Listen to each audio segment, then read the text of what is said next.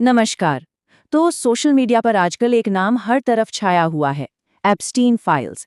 ये कहानी है एक अमेरिकी अरबपति जेफरी एप्स्टीन की, जिसका नाम दुनिया के सबसे बड़े सेक्स स्कैंडल्स में से एक के साथ जुड़ा है। देखिए, ये कहानी सिर्फ एक आदमी के गुनाहों की नहीं है, बल्कि ये कहानी है पार के गलत इस्तेमाल की, हमारे जस्टिस सिस्टम की कमियों की और उन अनगिनत सवालों की जिनके जवाब आज भी दुनिया ढूंढ रही है। तो चलिए इस पूरे मामले को, इसके पीछे के किरदारों को और इन फाइलों की असलियत को परत दर परत समझते हैं। तो ये कहानी शुरू होती है कैरिबियन सागर में बसे एक बेहद खूबसूरत द्वीप से। साल था 1998 जब जेफरी एप्स्टीन ने इस द्वीप को खरीदा, जिसका नाम था लिटिल सेंट जेम्स। आप तस्वीरों में देखेंगे तो ये जगह किसी जन्नत से कम नहीं लगेगी। नीला समंदर, सफेद रेत, चारों तरफ हरियाली और बीच में एक शानदार विला। मतलब एक ऐसी जगह जहां दुनिया के सबसे अमीर और पावरफुल लोग छुट्टियां मनाने आते थे, दुनिया की नजरों से एकदम दूर। ये द्वीप कोई छोटा मोटा नहीं था, पूरे 72 एकड़ में फैला हुआ था। अंदाजा लगाइए, करीब 55 फुटबॉल के मैदानों के बराबर।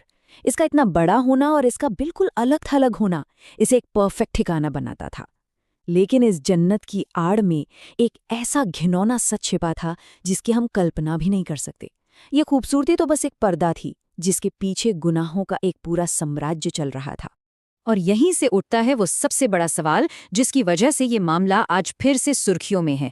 ये एप्स्टीन फाइल्स आखिर हैं क्या?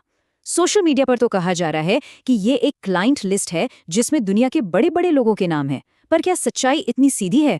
इन फाइलों में आखिर कौन से राज दफन हैं और ये हमें इस कहानी के बारे में क्या नया बताते हैं? तो चलिए सबसे पहले चलते हैं उस जगह पर जो इस पूरे कांड का सेंटर थी, एप्स्टीन आइलैंड। ये द्वीप बाहर से जितना शानदार दिखता था, अंदर से उतना ही ज्यादा रहस्यमयी और कह सकते हैं डरावना था।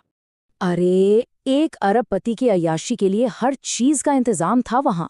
एक बहुत बड़ा मेन विला, मेहमानों के लिए कई अलग अलग गेस्ट हाउस, 2 बड़े बड़े स्विमिंग पूल, अपना सिनेमा हॉल, प्राइवेट जिम और द्वीप पर उतरने के लिए एक हेलीपैड भी।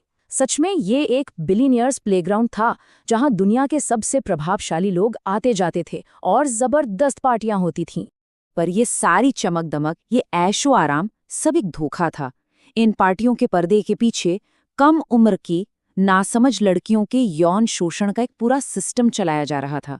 सर्वाइवर्स ने बताया कि ये एक ऐसी जगह थी जहां उन्हें फंसाकर लाया जाता था और फिर एप्स्टीन और उसके ताकतवर मेहमान उनका शोषण करते थे। साल 2019 में जब एफबीआई की रेड पड़ी तो उन्हें कई हैरान करने वाली और अजीबोगरीब चीजें मिली। द्वीप की सबसे ऊंची पहाड़ी पर एक नीले और सफेद रंग का मंदिर जैसा स्ट्रक्चर था, जिसके ऊपर एक सुनहरा गुंबद था। लेकिन उसके अंदर क्या होता था, ये आज भी एक राज है। द्वीप पर कुछ अंडरग्राउंड सुरंगें भी मिली, जिनका असली मकसद क्या था, साफ नहीं हो पाया।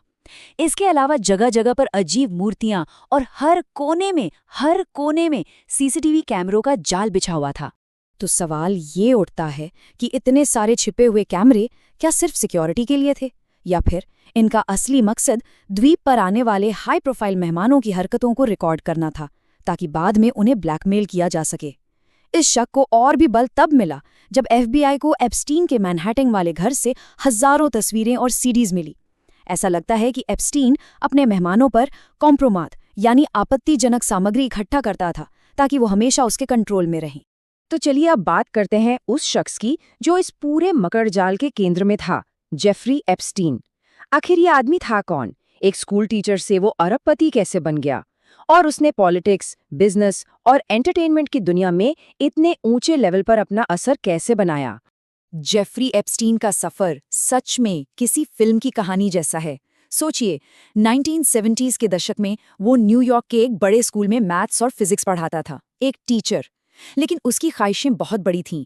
उसने जल्द ही वॉल स्ट्रीट यानी फाइनेंस की दुनिया में कदम रखा और अपनी चालाकी से विक्टोरिया सीक्रेट के मालिक अरबपति लेस्ली वेक्सनर जैसे लोगों का भरोसा जीत लिया। वेक्सनर ने उसे अपनी पूरी दौलत मैनेज करने का हक दे दिया। बस इसी तरह दुनिया के सबसे अमीर लोगों का पैसा मैनेज करके और अपने हाई लेवल कनेक्शंस के दम पर वो एक रहस्यमयी अरबपति बन गया, जिसकी दौलत का असली सोर्स हमेशा सवालों में रहा। एप्स्टीन की दौलत और ताकत का अंदाजा आप उसकी प्रॉपर्टीज से लगा सकते हैं। न्यूयॉर्क के मैनहट्टन में शहर का सबसे बड़ा प्राइवेट घर, न्यू मैक्सिको में 75,000 एकड़ का एक विशाल फार्म हाउस, पेरिस के सबसे पॉश इलाके में एक लग्जरी अपार्टमेंट और उसका अपना प्राइवेट बोइंग 727 जेट, जिसे मीडिया ने एक बदनाम नाम दिया था, लोलिता एक्सप्रेस, क्योंकि इसका इस्तेमाल पीड़ितों को लाने ले जाने के लिए किया जाता था। और इन सबसे ऊपर था कैरेबियन का वो 72 एकड़ का प्राइवेट द्वीप, उसके गुनाहों का अड्डा।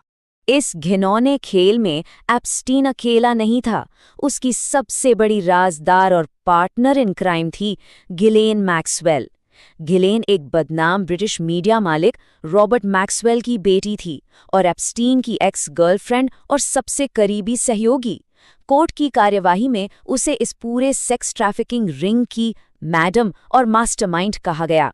उसका काम था कमजोर और भोली भाली कम उम्र की लड़कियों को ढूंढना, उनसे दोस्ती करना और फिर उन्हें मॉडलिंग या नौकरी का झांसा देकर एप्स्टीन के जाल में फंसाना। एप्स्टीन ने बहुत चालाकी से खुद को दुनिया के सबसे ताकतवर लोगों के बीच में लाकर खड़ा कर दिया था। अमेरिका के पूर्व राष्ट्रपति bill Clinton, Donald Trump, British royal family के प्रिंस एंड्रयू, बिल गेट्स से लेकर हॉलीवुड के बड़े सितारे और दुनिया के टॉप वैज्ञानिक सब उसके सोशल सर्कल का हिस्सा थे। अब लिखिए, यहाँ एक बात साफ कर देना बहुत जरूरी है। किसी का एप्स्टीन के साथ उठना बैठना या उसका नाम फाइलों में आना उसे अपराधी साबित नहीं करता, लेकिन ये जरूर दिखाता है कि एप्स्टीन ने इन ऊंचे कनेक्शंस का इस्तेमाल अपने लिए एक इज्जत और सुरक्षा का कवच बनाने के लिए किया था, ताकि कोई उस पर आसानी से हाथ न डाल सके। अब जाहिर है, इतने बड़े अपराध का पर्दाफाश होना आसान नहीं था। पीड़ितों को न्याय दिलाने की ये लड़ाई दशकों तक चली। ये एक ऐसी कानूनी जंग थी जिसमें कई बार सिस्टम ने पीड़ितों को निराश किया, लेकिन उनकी हिम्मत और कुछ बहादुर पत्रकारों की वजह से सच आखिरकार सामने आ ही गया। इस लंबी लड़ाई की शुरुआत हुई मार्च 2005 में, जब कर्टनी वाइल्ड नाम की एक पीड़िता ने हिम्मत जुटाकर फ्लोरिडा में पुलिस के पास एप्स्टीन के खिलाफ पहली शिकायत दर्ज कराई। लेकिन 2008 में एप्स्टीन ने अपने वकीलों और कनेक्शंस के दम पर एक सीक्रेट डील कर ली जो बहुत ही नरम थी। उसे सिर्फ 13 महीने की सजा हुई, जिसमें भी उसे दिन में जेल से बाहर काम पर जाने की इजाजत थी। सालों तक ये मामला दबा रहा, जब तक कि 2018 में पत्रकार जूली के ब्राउन ने अपनी इन्वेस्टिगेटिव सीरीज परवर्शन ऑफ जस्टिस में इस सीक्रेट डील का पर्दाफाश नहीं कर दिया। इस रिपोर्ट ने अमेरिका में हंगामा खड़ा कर दिया और जनता के दबाव में आकर जुलाई 2019 में एप्स्टीन को फिर से गिरफ्तार किया गया। इसके एक साल बाद जुलाई 2020 में गिलेन मैक्सवेल भी पकड़ी गई और जून 2022 में उसे लड़कियों की तस्करी और शोषण में मदद करने के जुर्म में 20 साल जेल की सजा सुनाई गई। 2008 में जो डील हुई थी ना, उसे कई कानून के जानकार अमेरिकी न्याय के इतिहास का सबसे बड़ा मजाक कहते हैं। उस समय के अमेरिकी अटॉर्नी एलेक्जेंडर अकोस्टा ने एप्स्टीन के वकीलों के साथ मिलकर ये डील की थी। इस डील ने न केवल पीड़ितों को अंधेरे में रखा, बल्कि इसमें एक ऐसी शर्त भी थी जो एप्स्टीन के साथ साथ उसके किसी भी साथी को भविष्य के मुकदमों से बचाती थी। इसने एक तरह से उसके सभी पावरफुल दोस्तों को एक सुरक्षा कवच दे दिया था। एप्स्टीन तो मर गया, पर उसकी अरबों की संपत्ति का क्या हुआ? खैर, उससे एक मुआवजा फंड यानी विक्टिम्स कॉम्पेंसेशन फंड बनाया गया। इस फंड के जरिए 150 से ज्यादा पीड़ितों और सर्वाइवर्स की पहचान की गई और उन्हें कुल $121 मिलियन यानी करीब 1000 करोड़ रुपए से भी ज्यादा की रकम मुआवजे के तौर पर दी गई। ये पैसे उनके दर्द को तो कम नहीं कर सकते, लेकिन ये उनकी पीड़ा को एक तरह की आधिकारिक मान्यता जरूर देते हैं। लेकिन कहानी यहाँ खत्म नहीं होती। एप्स्टीन की मौत और अब धीरे धीरे सामने आ रही फाइलों ने कई ऐसे सवाल खड़े कर दिए हैं जो शायद हमेशा बिना जवाब के ही रह जाएंगे। इससे पहले कि उस पर मुकदमा चलता और वो अपने राज खोलता, 10 अगस्त 2019 की सुबह जेफरी एप्स्टीन को न्यूयॉर्क की सबसे सिक्योर मानी जाने वाली जेल की कोठरी में मरा हुआ पाया गया। इस खबर ने पूरी दुनिया को शॉक में डाल दिया, क्योंकि अब एप्स्टीन अपने साथ दफन गहरे राज कभी नहीं खोल सकता था। आधिकारिक तौर पर तो मौत का कारण सुसाइड बताया गया, लेकिन हालात इतने अजीब थे कि सवाल उठने लाजमी थे। पहला सवाल, उस रात उसकी कोठरी के बाहर लगे दोनों सिक्योरिटी कैमरे खराब क्यों थे? एक की फुटेज इस्तेमाल के लायक नहीं थी और दूसरे की फुटेज रहस्यमय तरीके से गायब हो गई। दूसरा सवाल, उस रात जो गार्ड्स ड्यूटी पर थे, उन्होंने नियमों को तोड़ा और कैदियों को चेक नहीं किया। वो अपनी डेस्क पर सो गए थे और तो और एप्स्टीन को कुछ ही दिन पहले सुसाइड वॉच से क्यों हटाया गया था, जबकि वो पहले भी सुसाइड की कोशिश कर चुका था? इन तमाम सवालों ने एक ही बहस को जन्म दिया। क्या ये सच में एक आत्महत्या थी या उसे हमेशा के लिए चुप करा दिया गया था? एक आम राय यह है कि उसे इसलिए खामोश कर दिया गया ताकि दुनिया के ताकतवर लोगों के राज हमेशा के लिए दफन हो जाएं। हालांकि कानूनी तौर पर इसे सुसाइड ही माना गया है, पर शक के बादल आज भी मंडरा रहे हैं। अब आते हैं उन फाइलों पर जिनकी सबसे ज्यादा चर्चा है। सोशल मीडिया पर ऐसा माहौल बना कि कोई क्लाइंट लिस्ट जारी होगी जिसमें सभी दोषियों के नाम होंगे, लेकिन हकीकत थोड़ी अलग है और ये समझना बहुत जरूरी है। ये डॉक्यूमेंट्स असल में एक पुराने मानहानि केस का हिस्सा हैं।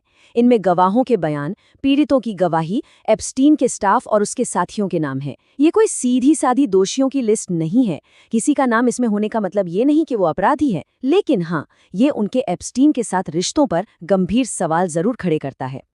और ये मत समझिए कि मामला खत्म हो गया है, बिल्कुल नहीं। अभी तो बस कुछ हजार पन्ने ही सामने आए हैं। 10 लाख से ज्यादा पन्नों के डॉक्यूमेंट्स अभी भी सीलबंद हैं। एक तरफ पारदर्शिता की मांग है तो दूसरी तरफ पीड़ितों की प्राइवेसी का भी सवाल है। गिलेन मैक्सवेल फ्लोरिडा की जेल में अपनी 20 साल की सजा काट रही है। प्रिंस एंड्रू से उनके सारे शाही और मिलिट्री टाइटल छीन लिए गए हैं, और एप्स्टीन के कई पुराने दोस्त और सहयोगी आज भी दुनिया के सामने अपने रिश्तों पर सफाई दे रहे हैं।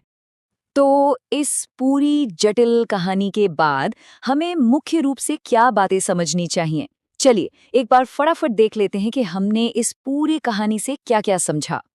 हमने सीखा कि कैसे एक खूबसूरत द्वीप को बच्चों के शोषण के एक भयानक अड्डे के तौर पर इस्तेमाल किया गया। हमने देखा कि कैसे एप्स्टीन ने अपनी बेहिसाब दौलत और पावरफुल कनेक्शंस का इस्तेमाल दशकों तक अपने गुनाहों को छिपाने और अंजाम देने के लिए किया। हमने ये भी समझा कि 2008 की डील जस्टिस सिस्टम की एक बहुत बड़ी नाकामी थी, जिसे बाद में पीड़ितों की बहादुरी और इन्वेस्टिगेटिव जर्नलिज्म की वजह से सुधारा गया। और आखिर में एप्स्टीन की रहस्यमयी मौत और बाकी फाइलों की पहेली कई ऐसे सवाल छोड़ जाती है जो इस मामले को आज भी जिंदा रखे हुए हैं।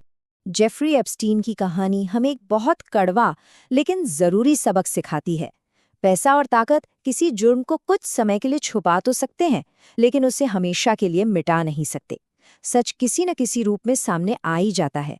कहते हैं ना, कुदरत की लाठी बेआवाज जरूर होती है, लेकिन जब पड़ती है तो बड़े बड़े तकब्बुर के मीनार मिट्टी में मिल जाते हैं।